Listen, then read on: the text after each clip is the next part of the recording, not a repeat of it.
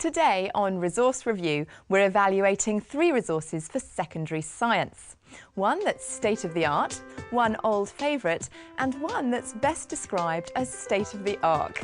They are a forensic DNA kit. That must be the first one. So that's from the crime scene. Yep. Yeah. A molecular model system, and a pile of old elephant dung. I really liked using the elephant dung example as some way of getting across to the children the end product of digestion. Will they come up smelling of roses? Well, find out what our panel think here on Resource Review.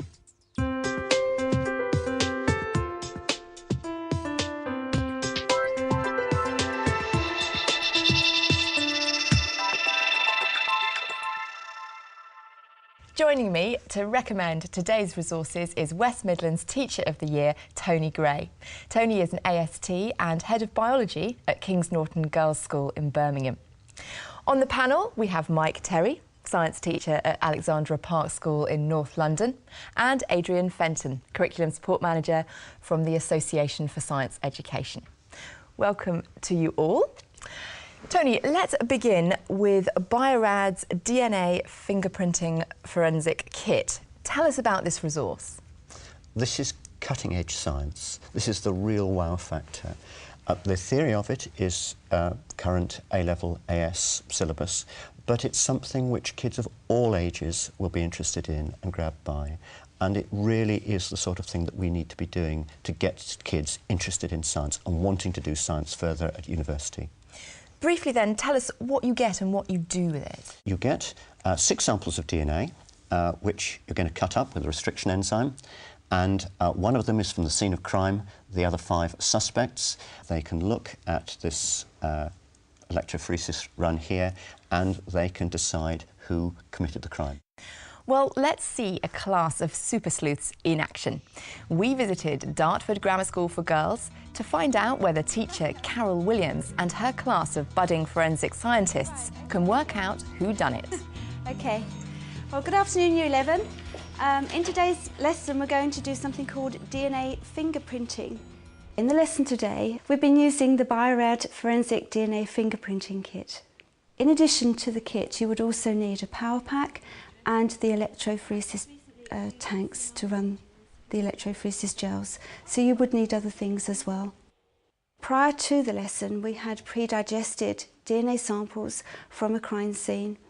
Those samples were digested using enzymes known as restriction endonucleases, and they break up the DNA into small fragments. The girls were given those fragments, which they then mixed with dye. The dye plus the fragments were then placed into wells in the electrophoresis gel, and then an electrical current is passed from one side of the gel to the other, causing the fragments to separate.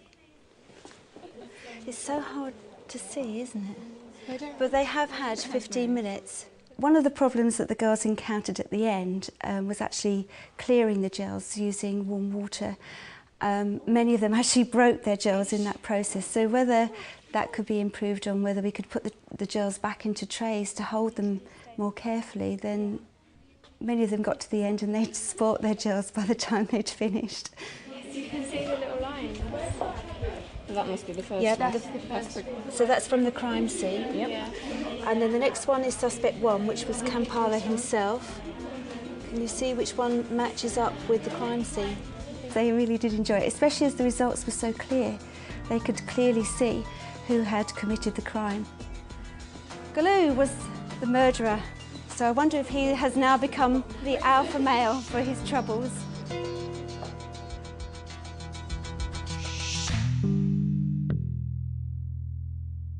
Well, Tony, what we've got here is the consumable aspect of the kit. You do actually need additional hardware, is that right? You do. You mustn't see this in isolation.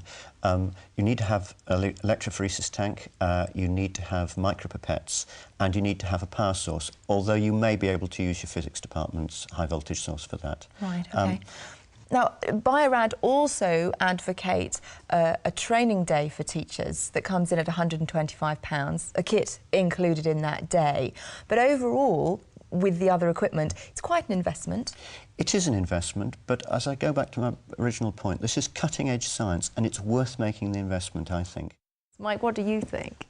I would have thought it's something which could be really useful in the new applied science courses that are being offered, because that looks at forensic science, and it's the sort of activity which I think would really motivate young people. But I think it's expense and training, that's the doubts in my mind. But it's also, you see, very good for using your sixth formers to motivate students lower down the school. We'd use this at science club, open days. Yeah, that's what I was thinking. Science week, perfect activity, perfect activity. Adrian, let's bring you in. What do you think of this? I think it's quite right that it is a new cutting-edge idea. The one thing that I would say, I wouldn't quite have the confidence to pull off the kit being from a non-biological background. I don't think I could warrant the biology extending it to the real values that you can get out of such this resource there. So in that sense, if I had someone like Tony in the school I was at, then I'd be happy to run with it. But me myself, from a physics background, I don't think I could fully use it to its full potential. It's like you bringing out a lovely new piece of physics kit. That's right, and me yeah. saying, well, I'm only a biologist, I can't handle that. And of course, within your school, you're going to have people who will Quite do right. that. But I certainly think that as far as any biologist is concerned, that's not going to be a problem. It's really just a question of the dynamics of things. It's very professionally put together. The training's good. The stuff works. But let's move on now to your second resource, Tony. It's something completely different, some elephant dung. So, Right. I mean, it doesn't need much explanation, but how does it work as a resource? There's something slightly taboo about faeces. I mean, the whole word, nobody uses that word, do they? No, I don't. but the kids, elephant poo, and suddenly, through humour, you've debunked the taboo. You've also got rid of the snigger factor, and so you can talk about this in a sensible way. I use this when we're talking about energy flow. This is very abstract, but then you look at this thing, you see, and hang on a minute, what is that? Well, there's bits of tree, there's bits of grass, there's bits of Africa in there that... and so then we bring another abstract concept, digestion, which nobody's ever heard of, which isn't the same as excretion. Well, what is digestion? Well, you can see it's bits of tree and grass that the thing couldn't digest. So this is a great demonstration resource, really. Oh, absolutely, yes, for making abstract things concrete, yes. Well, to track down our own supply of elephant poo, we visited Colchester Zoo and Education Officer there, Jennifer Darby. Also visiting the zoo was Deborah Rook and her class from Alderman Blackshill School. Today we were at Colchester Zoo and we were having a look at the different kinds of digestion that happen in different organisms. Their specific resource was having a look at their poo and the end thought of their digestion and trying to identify what the organism had eaten. All of that meat into their mouth. The education officer went about by giving us an introduction and a PowerPoint all about the different types of teeth that organisms have and the different varieties in their diet that they have. Carnivores, herbivores and omnivores. Who can name me a carnivore? Leopards. Yeah, they're definitely a carnivore. The key messages they need to take home is how animals digest, what animals need to eat, how similar animals are to ourselves. Now, this is the fun part. You need to put gloves on because some of these models are pretend, some of them are not. I think they'll learn that animals are real and that it is a real part of digestion. By actually having, obviously, the elephants and the things you need here to get it, we can make sure they get a real hands-on experience. So what do we think of this one? It's very well mushed up. There's nothing in it. Can you see any bits in there? I think if you were just to use elephant dung, it would just have a lesson just from one angle. You do need to have the omnivore, the herbivore and the carnivore dung there so that you can make comparisons with the different types of fibres that they actually have in the remains. I really liked using the elephant dung example as some way of getting across to the children the end product of digestion. It was something that was slightly different from the scheme of work. It's something that they would have never have done before. They wouldn't necessarily go to the zoo and pick up poo and start analysing it, so it was not textbook at all, and it really did capture their imagination. Now, this piece we have here, very dried out. Are there any health and safety issues that teachers should be aware of? There's health and safety issues literally with everything, and I'm not dodging the question there. You've just got to be sensible about things. But it's not something I pass around the class. It's something that sits on my shelf of goodies, you know. OK. Adrian, what do you think of the elephant poo as a resource? It's good that it sparks off a lot of thought in a different way.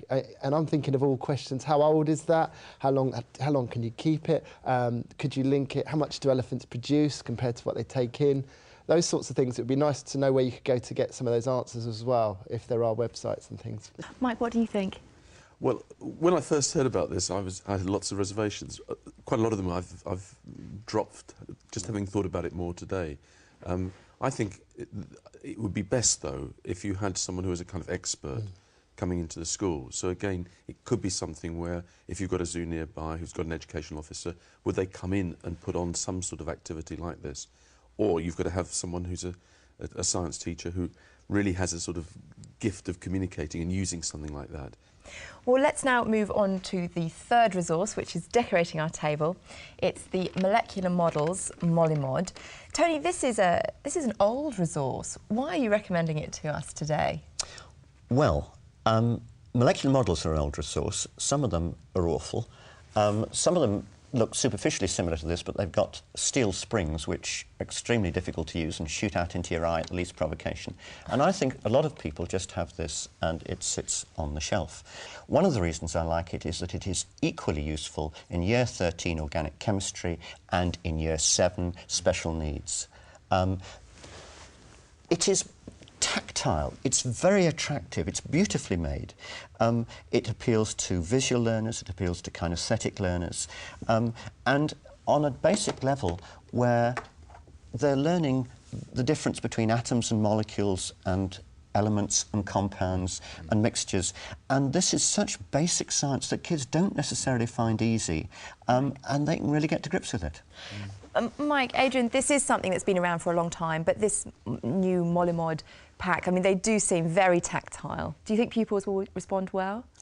Yes, and good teachers use them. I mean, even as something as simple as explaining about alkanes and alkenes and showing how the length of the chain and how the chain can be extended. There's one thing looking at a diagram in a textbook or even using an interactive whiteboard. It's completely different if you join these things up and then you begin to ask, well, why is a long carbon, a hydrocarbon, why the long carbon chain has different properties than the short one. Adrian, this, I mean, it's just the model. Would you like to see this perhaps tied in with an ICT resource as well? I mean, it's quite limited, is it, just making models? I think there's still a lot to be said for modelling things. You can get IT simulations. I was, when we had this mentioned for this programme, I went to the website and was a little bit disappointed that they have got a case studies section. I was looking forward to seeing some of these brilliant ideas that have been shared here on the website, but they haven't populated that at all. So it's reminding teachers of the many ways that this can be used that's valid for having it included today. Well, thank you all very much. I'm afraid that's all we've got time for today. But to recap, the three resources that we looked at were the DNA fingerprinting kit from Biorad Laboratories, elephant dung from your local zoo or wildlife park, and the Mollimod School Student Molecular Models from Spiring Enterprises Limited. For more information about all of the resources that we've talked about today, go to our website. It's teachers.tv/resource review. Or if you want to, email us, resourcereview@teachers.tv. I'd like to say a very big thank you to our panel, to Tony, to Mike and to Adrian. Thank you for joining us. We'll see you next time on Resource Review. Bye-bye.